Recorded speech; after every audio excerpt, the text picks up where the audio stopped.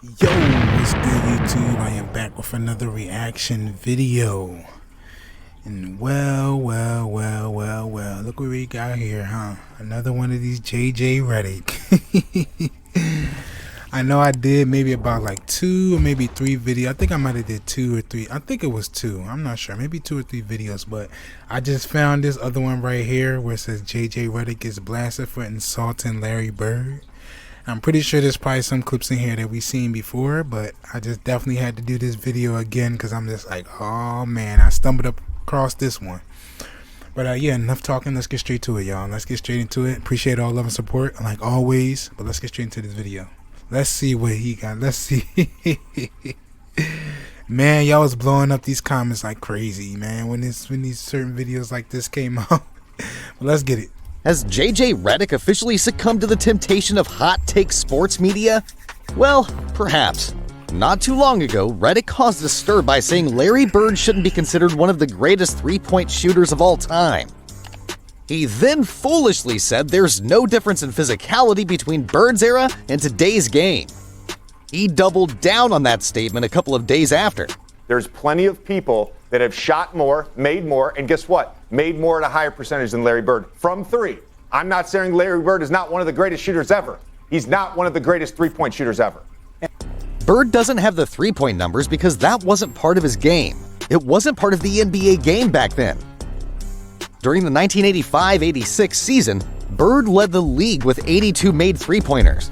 He hit 8. Real quick, but when you think about it, it is true. It's like now is all about three-pointer. So of course, if he's talking about now, because if he's talking about back then he's just really sounding stupid, even more.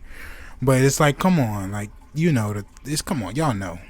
82 of 194 shots from behind the arc, a 42.3% clip.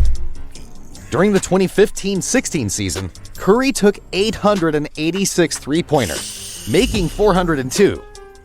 In the 80s, there were post-up centers, with most teams looking to get the ball inside. Today, the game is a barrage of three-pointers. When Russo spoke about the differences in eras, Redick lost some points. He made a dumb comment by saying there was no difference in physicality between the 1980s and today. When I watch, let's say Steph Curry, for example. Right. When I watch Steph Curry off the ball in a playoff game, Oh, he's great. getting I know that. grabbed and held by Marcus Smart, they're attached to him at all times. Right. Then when I watch Larry Bird come off a pin down and no one's within 5 feet of him and they're shooting the gap, you're telling me one is more physical than the other? Dominique Wilkins, who had some intense battles with Bird, had a tough time holding back when weighing in on Redick's comments. First of all, Redick, what basketball was you watching? To say something as idiotic as that is ridiculous. The physicality that was a part of the league. Hey, look, when you can put your hand on a guy's hip and make him go a certain way, if you can put that elbow in his chest to slow him up, which we call slowing a guy up, how many guys can deal with that type of pressure? And for jjredick, who've played this game, I'm very disappointed that he has said something so stupid. Wilkins didn't want to make it about his era. He just wanted to prove how foolish Redick's take was. We had our time. It was a great time. It's their time now. Yes. But don't crap on us to prove your point. Yeah. Because it doesn't make sense and it's not valid. I just don't like to disrespect. Yeah. And to say that about Larry Bird, it was less physical. Is he stupid? Back MVP. It's just a stupid comment to make. I mean, it ain't got nothing to do with Steph Curry or Larry. Yeah. It's the content. Exactly. We just broke down the end result. It doesn't make not the sense. comparison. And he should know better than that. Yeah. To think today's NBA is more physical than the 1980s is flat out ludicrous, and Redick should be called out for the foolish comments. jjredick knows basketball. He's played it at a high level for years, including 15 seasons in the NBA, but he seemingly has no clue about basketball in the 1980s, and Redick specifically addressed the criticism he faced from Dominique Wilkins. Didn't disrespect Larry Bird. I questioned the narrative around physicality. I said, for every montage video you can show me of Larry Bird being in a headlock underneath the basket, I can show you a montage video of him shooting open jumpers, of him coming off pin downs. Yeah, I could show Steph the same way. I could show Steph getting held. I could show Larry getting held. It's like, it's all basketball. Though he was a fierce Celtics rival for the entirety of his career, Michael Cooper vehemently sided with Larry Bird in a recent debate over the famous Celtics' place in NBA history. Apparently, this touched a nerve with Cooper, who spent much of his career trying to stop Bird. Well, you know what I'm going to say? This jjredick, this kid here, who's a journeyman, played for 6 different teams. All his accolades came in college. Played 15 years in the NBA, was being shifted around from team to team because all he could do was shoot. And he wasn't that great of a shooter. He was a poor man, Danny Ainge. In today's NBA, I don't know what game he's looking at. You can't touch the guy. Anytime you touch anybody, a three-point shooter, come close to them when they're landing, it's a foul. jjredick needs to be quiet and stop trying to compare. He later made his thoughts on Bird's place in history clear. Larry Bird was one of the greatest three-point shooters that's ever played this game. Percentages. It ain't about that. It's about hitting big shots, things that he couldn't do as a player without getting a pick set for him. So, when people compare each generation, and I appreciate and love basketball, I enjoy each decade. I have so much respect going all the way back to the 60s and watching Bob Cousy. Reminded that Redick had also trash-talked Cousy's place in NBA history. The NBA analyst claimed in a 2022 discussion that Cousy was being guarded by plumbers and firemen. Cooper defended yet another Celtic. It's sad because you have to have respect from where this game comes from. All these guys in today's game, I'll say from maybe 5 years ago up until where it's going to go, are living, playing, breathing off the shoulders of Bob Cousy, Wilt Chamberlain, Bob Pettit, players that came in. Cooper even clarified that he was defending Bird even if he's not a fan. And you know what? I hate Larry Bird, but I respect the hell out of that man because I went against him in all those championships and during the year. All we did as the Lakers is thought about the Boston Celtics. Delivering his final thoughts on the subject, the 1986-1987 NBA Defensive Player of the Year had a withering take about Redick. Man, that guy has no clue of how basketball was played in the 80s. And I guarantee you this, jjredick, if you had played in the 80s, this is Michael Cooper talking, I'd have locked your up. You wouldn't have got a shot off. You wouldn't have got nothing off. You had spent more time on the bench than on the floor. When I was on the floor, you couldn't have played when I was on the court. The only reason to give Redick a pass on this Bird comment is because the three-point shot during the 1980s wasn't a big part of the game. For the Boston Celtics legend, it played a small role in his all-around game. Redick could have said Bird isn't one of the best all-time dunkers in the NBA, and it would make just as much sense. And do you know why the three-point shot had little value in the 80s? Because players got physical by pounding the ball inside and posting each other up. In the 1980s, you had post-up centers constantly fighting for position in the paint.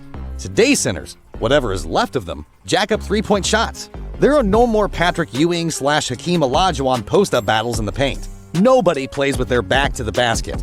The three-point shot dominates. But that's just the way the game has evolved. It's a different game than it was 40 years ago. There's no denying those games of the past, however, were much more physical. Another reason why those 80s games were more physical is because there were rivalries. Heated rivalries. Boston Celtics versus Los Angeles Lakers. Boston Celtics versus Philadelphia 76ers. Boston Celtics versus Detroit Pistons. And Chicago Bulls versus Detroit Pistons were just a few of the major rivalries that dominated the 80s. Those teams truly hated each other. After those teams played, the players didn't hug each other like today. They despised each other and played hard. Sometimes they played too hard. We saw Boston's Kevin McHale clothesline Kurt Rambis on his way for a layup during the 1984 NBA Finals. Robert Parrish pummeled Bill Laimbeer with multiple punches during Game 5 of the 1987 Eastern Conference Finals. No technical foul was given in either instance. It's a part of 80s basketball. Bird may not be a top 5 three-point shooter of all time, despite winning all 3 of the three-point shooting contests he entered. He was a damn good three-point shooter. Redick was really way off for the physicality part. Anyone who witnessed both eras will tell you Redick is wrong on that front. Hope you enjoyed the video, guys.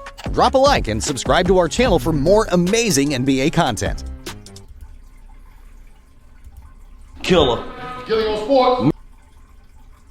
I don't know what that was. Probably As something, JJ something I was watching, but yeah, like Damn, see that video just messed me up. I was trying to say something.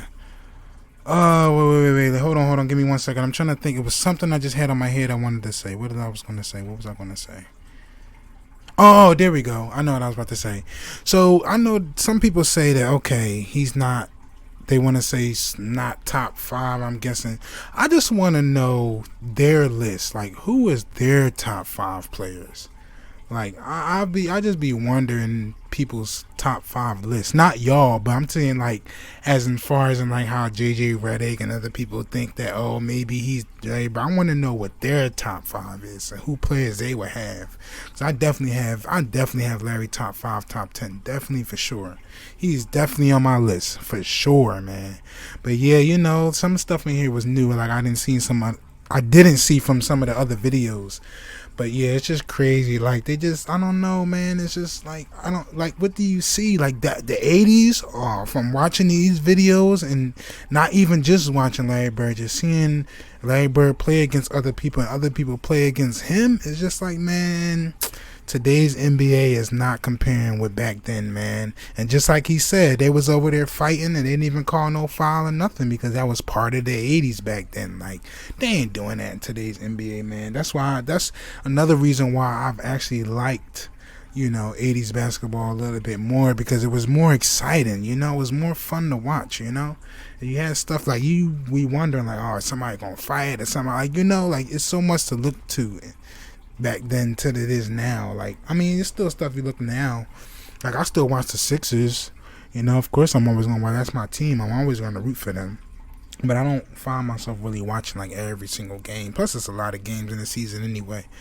I usually start watching like the end, but that's off topic. I'm just saying. But yeah, like 80s, man, that was good times, man. Definitely, that's just why I'm doing these videos now, because I like old school. You know, I'm old school type of person, so I know I'm young, but I have that old school mindset. Like, I know, like, you know, like, I'm original. Like, some people to this day be like, oh, you so original, you so just like, yeah, because that's just how I am, you know.